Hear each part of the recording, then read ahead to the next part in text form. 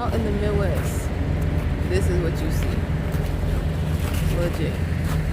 What I don't be understanding is that some of these facilities don't be paying attention to detail when it comes to plowing their lights. For real. Putting salt on the ground for the drivers to be able to maneuver a little bit easier. No, not at all. They honestly should, because it'll help. For real.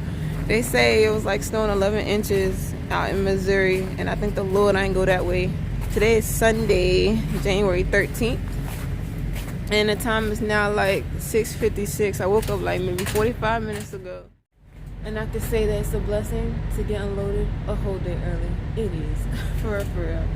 So on Friday I was in Allentown, PA. Okay, I got loaded and I got unloaded there. And I was thinking to myself that I needed some type of, I wanted to kill some time. So I created this video earlier that day in the morning. And literally, drivers are not appreciated. You know, we go through so much and we do so much, but yet we don't get the credit that we really deserve. The transportation systems, the aircraft, whether things are shipped by boat, ship, or whatever, truck drivers move a lot of freight that people do not realize. The things that's in their home, they don't realize it. You know, it came from a truck driver, some way, somehow was transported through them. So later on that evening, I was listening to this young man's live, KB the Trucker's live, and he makes a valid and actual important part that he said within New York, they got the MTA system. And when they're going through things, when they want their demands met, they stick together. You know, you got the Lynx Blue Line system in Charlotte. You got the Union Station in Chicago. You have the MARC railway system in DC and Maryland. It's so much power that these people have, and so much control that they have.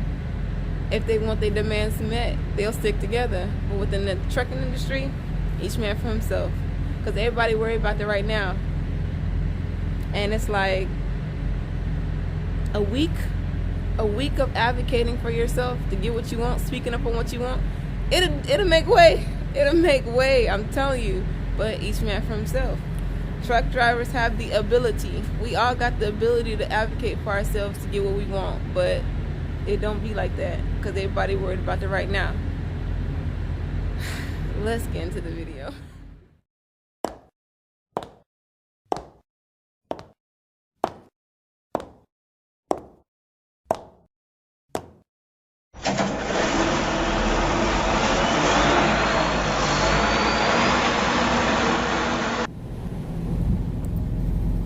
You are your biggest competitor, and you are your worst enemy. Always remember that, no matter what. A lot of people be wondering why I don't be doing lives and going lives and trying to like partake in that type of interaction. Low key, for real, some of y'all may believe me, some of y'all won't believe me. Like, I'm legit camera shy. When I'm doing like the pre-recorded videos, it's a lot easier to just turn on the camera and talk directly into the camera without really looking at me, you know? So I don't be liking or wanting that attention. for real, it'd be a lot that I just don't really care for. I mean, the interaction is helpful, and I can see where it may be able to assist me and you all who have questions, I guess, but I don't be really like, I'm not with that intention. I'm not. So within this video, it's just bits and parts and different pieces. It started off in Tennessee at one point. And I think that it was also in Ohio I went to, Kentucky I went to. And yeah, so why drivers are underappreciated. I think a lot of people, if they were to understand what truck drivers, what fleet owners, what people within this industry really go through, they'll be able to empathize or sympathize or have a clearer understanding of this overall profession. For real. I think people will be less likely to cut other drivers off and whatever. I be disliking these places because you be like in caged areas as if like you're some animal. I don't like that. And then when you come literally at the wrong time when they're on like break, no one's here to assist you. Either you go back in your truck or just waiting here. But I don't care for these places like this. I don't. It's not really customs, technically, you know? They just want to follow safety protocol, all types of safety measures. But, this be a lot. Like, for when you see places with barbed wire on them, them high-tech type, high-dollar type places. For real. That's what I be thinking.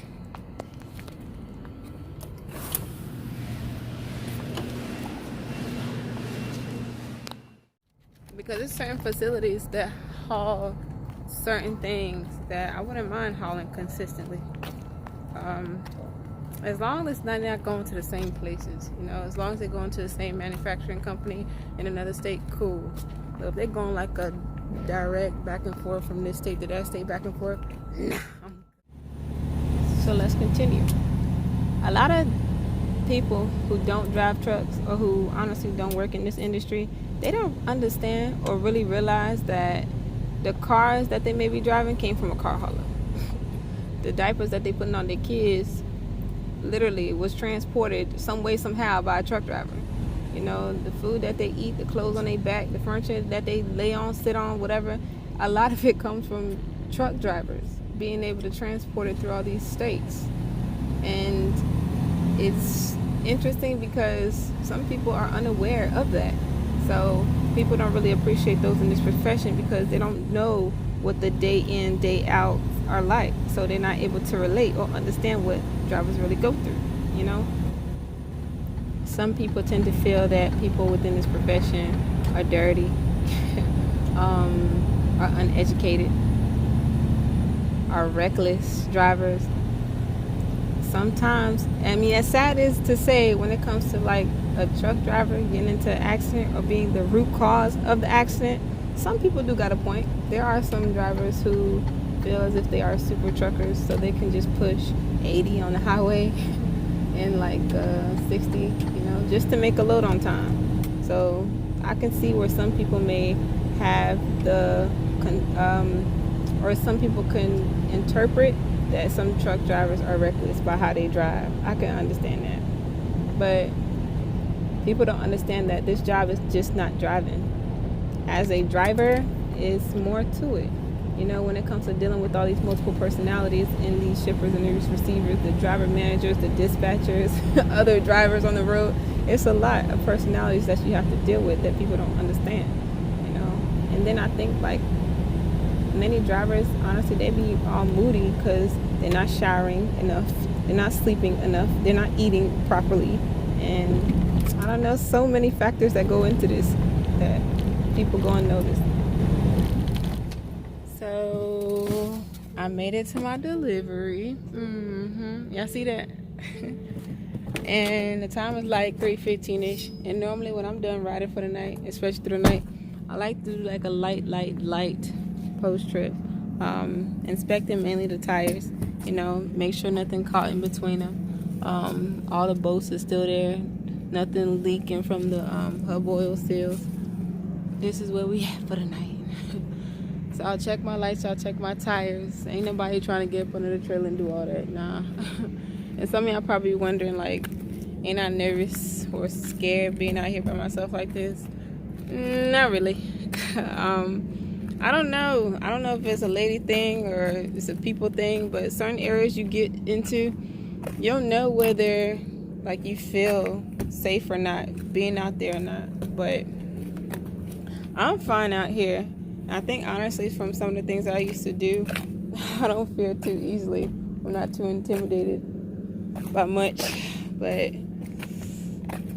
I'll do more of my thorough inspection when the daylight hit, because not right now. It's time to lay it down, definitely, real talk. A lot of times these tire issues come from, and these blowouts come from them being underinflated. For real. People not having the right PSI amount in their tires. So I highly advise y'all to check up on y'all tires frequently. You know, them tire passes at the Loves and the truck stops. Do all that. Sometimes even be free with all the points you accumulate from fueling. So yeah, man, that's it.